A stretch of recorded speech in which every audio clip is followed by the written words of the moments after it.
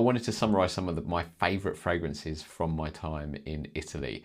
I've already done a video on Luxuria from the House of Memoirs London, which is a really good fragrance. Really enjoying that one, so go and check that out.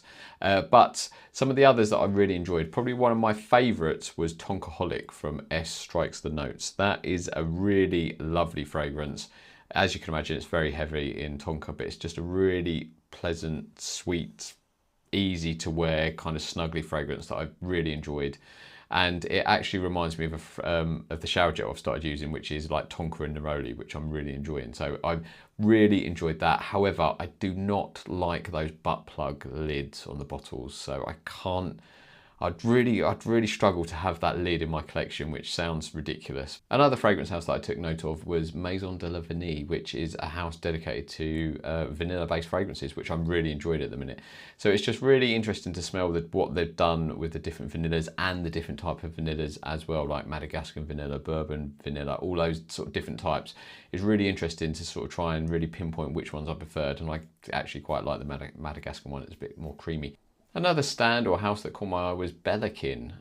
They're quite a nice stand, quite colourful bottles. So I really quite liked their one called Nika, which was had quite a lot of similarities to Tobacco Vanille, to be honest, from Tom Ford. So it had the tobacco, had vanilla, and it was just really rich, creamy, very nice fragrance to wear. As I mentioned, I'm really enjoying vanilla fragrances in a minute, and I really liked one called Vanilla Bloom from, I'm not even going to try to pronounce that house, but that scent was really nice.